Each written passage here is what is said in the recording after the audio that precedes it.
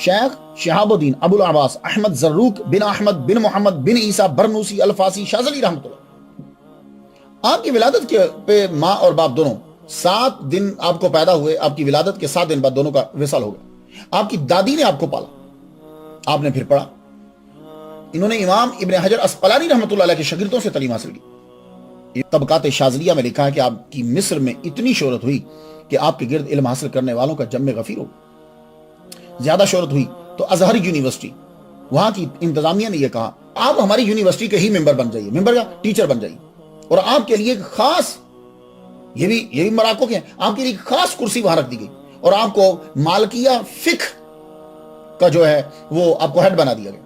आप वहां जो है वो लेक्चर देते। आपकी शोहरत जो है वो बड़ी। तो उस दौर के शाही खानदान भी आपके अकीदतमंदों में शामिल हुए।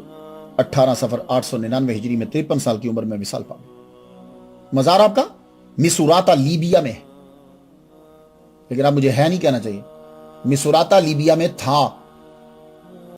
तो लीबिया के अंदर था क्यों कह रहा हूं? था इसलिए कह रहा हूं कि 26 अगस्त 2012 3 बजे सहरी के वक्त कुछ लोग आए, उन्होंने मस्जिद भी उड़ा दी, उनकी दाढ़ियां भी थी, वो कलमा भी पढ़ते थे, खुद को मुसलमान कहते थे, उन्होंने अल्लाह के घर को उड़ा दिया, कुरान मजीद भी जल गए, करीनों के साथ उन्होंने हमला किया और मिसाइल भी मारे उसके ऊपर, जो बम छोटे मार के मजार शरीफ आपका उड़ा दिया और कब्र को खोद कर जस्द अनवर जो है वो निकाल कर ले गए। मुलाजा फरमाए।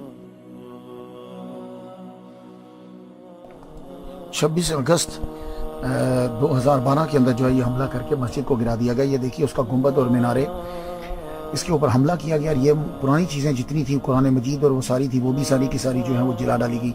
ये देखिए कितने खूबसूरत इसके जो है वो सतून थे मस्जिद के, सारी मस्जिद जो है वो उड़ा दी। ये उनकी रोज़ा मुबारक, यहाँ उनकी कब्र थी, कब्र को नीचे से खोद कर जो है वो जस्द अनवर निकाला गया। ये सारी चीज़ें इर्द गिर्द की आप देख रहे हैं, इर्द गिर्द जो कुछ था वो भी, ये पूरी मस्जिद जो है, ये देखिए ये मकाम ऊपर लिखा हुआ, ये मस्जिद, ये गुंबद, ये सब के सब जो है वो तबाह कर दिए गए। ये वहाँ के लोग जब सुबह आए, ये 3 बजे के करीब जब सब लोग सोए हुए थे, तो ये हमला जो है वो किया गया। ये देखिए कुरान मजीद के औराक जले पड़े हैं, यानी किस तरीके से बम जो है वो वहाँ मारा गया। ये देखिए मस्जिद कितनी खूबसूरत थी और उस मस्जिद को क्या बना दिया गया है। तो क्या मस्जिद गिराने का भी हुजूर ने हुक्म दिया है? मज़ारात, तो ये देखिए अब बुलंदी से ऊपर से देखिएगा कितनी खूबसूरत ये मस्जिद थी, कंक्रीट तक तबाह कर डाले कि यानी करीने साथ लेकर आए, बम जो है वो मारे गए और मस्जिद जो है वो सारी तबाह करके रख दी, कुरान मजीद भी जला दी। आप बताइए कि क्या इस्लाम ये कहता है कि मस्जिदें उड़ा दो? मोहम्मद सल्लल्लाहु अलैहि वसल्लम ने खाना काबा को क्यों नहीं गिराया था? उसके अंदर तो 360 बुत थे। ये कौन से मुसलमान हैं कि जो मस्जिदों को भी तबाह कर रहे हैं? मालूम ये हुआ कि इनका इस्लाम के साथ जो है वो कोई ताल्लुक नहीं। अब यहां मैं जरा एक बात कर लूं थोड़ा सा। आजकल ये सिलसिला चल पड़ा है कि मज़ारात को उड़ा दिया जाए, बड़े बड़े मज़ारात जो हैं उनको उड़ा दिया जाए, हमले भी हो रहे हैं। अब इसके पीछे क्या है वो तो आप लोग मुझसे ज्यादा जानते हैं, सियासत में आप हैं, मैं सियासत में नहीं हूं। इसके पीछे क्या है, लेकिन इससे फायदा मुसलमानों को नहीं हो रहा, ये बात याद। पहले तो मैं कुरान और हदीस के नुक्ता नजर से बात करना चाहूंगा कि जो लोग मज़ारात को गिरा देने और तबाह करने के कायल हैं और मज़ारात को उड़ा रहे हैं, मुझे इतना बता दें, क्या कब्र की बेहुरमती करना हदीस में जायज है या हुजूर सल्लल्लाहु अलैहि वसल्लम ने सख्ती से मना किया है? हुजूर ने तो यहां तक कहा कि कब्र के साथ टेक लगा के तुम यूं लेट नहीं सकते। तो जब कब्र के ऊपर कोनी रखना यह ममनू है, कब्र के ऊपर पांव रखना यह मना है हदीस की रूह से, तो फिर कब्र के ऊपर बम गिरा देना और कब्र के ऊपर थोड़े बरसाना यह कहां जायज होगा? अब हदीस किधर गई? तो पता यह चला कि मज़ारात की तौहीन करने वाले वो हदीस पर अमल करने वाले नहीं हो सकते, वो कोई और कौम है। दूसरी बात कि जब आप मज़ारात को गिराते हो तो यह बताओ कि साथ अल्लाह के घर को क्यों उड़ा देते हो? अल्लाह के घर को क्यों उड़ा? दानिस्ता तौर पर अल्लाह के घर को भी उड़ाएंगे और कुरान मजीद को जलाएंगे। तो क्या इसकी इजाजत कुरान और हदीस देती है? नहीं। तो मालूम यह हुआ कि आप लोगों का जो इस्लाम है वो अपना है, कुरान और हदीस की रोशनी में इस्लाम नहीं है। आप अपनी मर्जी से जो चाहे आयत जो है वो लें, उस आयत का एक कलेक्शन बनाएं और बनाने के बाद आप कहें कि ये इस्लाम है और तुमको इसके ऊपर अमल करना है। मैंने कुछ बंदों से बात होती, कहने लगे मज़ारात के ऊपर शिर्क होता है। मैंने कहा अच्छा, मज़ारात के ऊपर शिर्क होता है तो क्या वो मज़ार वाला कह गया था कि तुम मुझे सजदा करना? कि वो आदमी झुक के चूम रहा है तो उसी तरह का आदमी आपके मौलवियों को भी चूम रहा होता है। आपके यहां भी लोग पांव धो रहे होते हैं, आपके यहां भी लोग हाथ चूम रहे होते हैं, आपके यहां लोग भी झुक रहे होते हैं। تو اب اگر ان کے پاس پیسہ زیادہ ہو تو یہ تمہیں مشرک قرار دے دیں گے، تمہاری باتیں ویسی نکل آئیں گی۔ حالانکہ اعلیٰ حضرت عظیم البرکت الشام رضا خان بریلوی رحمۃ اللہ علیہ نے تصوف کے اوپر جب گفتگو کی ہے تو آپ نے ان تمام، حالانکہ آپ دلائل دے سکتے تھے، لیکن آپ نے جس چیز سے شائبہ پیدا ہوتا ہے آپ نے وہ تمام چیزیں یکسر نکال دی۔ آپ نے فرمایا سجدہ قبر پہ نہیں کرنا، قبر کا طواف نہیں کرنا، ہم نے سختی سے منع کیا۔ اور کوئی بندہ جا کے کرتا ہے تو ہماری ذمہ داری کیا ہے؟ تو مزارات کے اوپر اگر شرک ہو رہا ہے تو اس کا مطلب یہ ہوا کہ مزارات اڑا دیے جائیں۔ تو پھر یہ جو زمین کے اوپر شرک ہو رہا ہے اس کے بارے میں کیا مولوی صاحب کا فتویٰ ہے؟ مزارات پہ تو شرک ہو رہا ہے، ٹھیک ہے، چلے مان لیتے ہیں جی مزارات پہ شرک ہو رہا، حالانکہ نہیں ہو رہا۔ کسی بھی بندے کو پکڑ کے پوچھو یہ جو ولی کامل ہے یہ اللہ ہے یا اللہ کے برابر ہے؟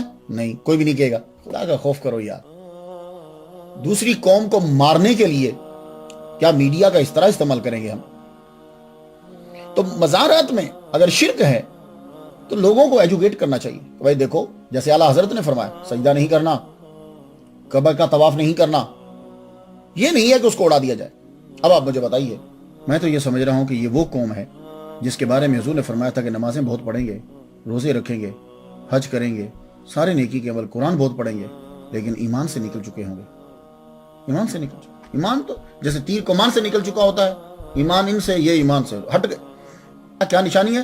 وہ مسلمانوں کو قتل کریں گے، مشرکوں کو چھوڑ دیں گے۔ جاؤ جا کے دیکھ لو کہ گرجے سلامت کر رہے ہیں، مندر سلامت ہیں، مندروں کو نقصان نہیں، کہ جہاں شرک ہو رہا ہے پتھر سامنے رکھ کے وہ سلامت ہیں، اور جہاں ذرا شائبہ ہے اس کو اڑا دیا جا رہا ہے۔ تو محمد مصطفیٰ صلی اللہ علیہ وآلہ وسلم کا فرمان علی شان جو ہے قبر کی بے حرمتی سے منع کیا، قبر کی تعظیم ہے۔ محمد مصطفیٰ صلی اللہ علیہ وسلم جب معراج کی رات جا رہے ہیں تو فرماتے ہیں مررت بقبر موسیٰ وہو قائم یصلی فی قبرہ، میں موسیٰ علیہ السلام کی قبر کے قریب سے گزرا۔ مررت علی نہیں ہے، قریب سے گزرا، اوپر سے نہیں گزرے۔ کیوں؟ یہ ادب سکھا رہے ہیں۔ اللہ اکبر جل شان۔ اب مزارات گرانے کا ایک مقصد کیا ہے؟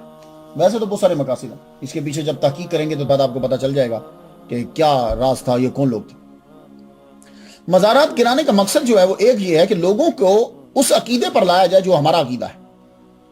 لوگ یہ سمجھتے ہیں کہ ولیوں میں طاقت ہے، اس لیے اس مزار کو اڑا دیا جائے تاکہ لوگوں کو پتا چلے کہ یہ کچھ نہیں کر سکتے۔ دیکھو ہم نے بم سے اڑایا، ہمارے کیا کیا انہوں نے ہمارا، تو وہ یہ عقیدے کو ثابت کرنے کے لیے وہ یہ کام کرتے ہیں۔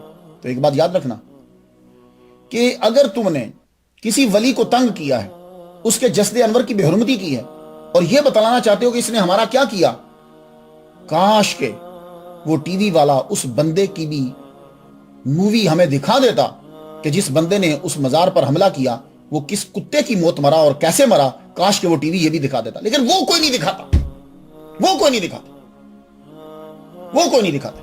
اور یہ بات یاد رکھنا، ولیوں کو تکلیف دینے سے کوئی آدمی بچے گا نہیں۔ وہ کیوں نہیں بچے گا؟ اب سب یہ لوگ یاد کر لیجیے، حدیث غلط ہو تو میں مجرم ہوں۔ بخاری شریف میں من عاد علی، لفظوں میں اختلاف ہے تھوڑا سا لفظ، بخاری اور مشکا شریف، من عاد علی ولی فقد آذنتہ بالحرب، جس نے میرے ولی سے دشمنی کی میں اسے اعلان جنگ کرتا ہوں۔ اب جو آدمی ولیوں کے اوپر اسلحے کے ساتھ حملہ کر رہا ہے تو بدلے میں اللہ کہتا ہے کہ میں اعلان جنگ کرتا ہوں۔ اب اللہ کا اعلان جنگ کیا ہے؟ تو اللہ کا اعلان جنگ سن لیجئے، غور سے سن لیجئے کہ وہ اپنی لائف میں تو شاید اچھا گزرا ہو، لیکن جب وہ مرے گا تو وہ پھر کتے کی موت مرتا ہے۔ یہ بات یاد رکھیے، اس کی شکل پھر کوئی نہیں دیکھ سکتا، اور یہ دنیا میں ہو چکا ہے اور دنیا نے دیکھا ہے۔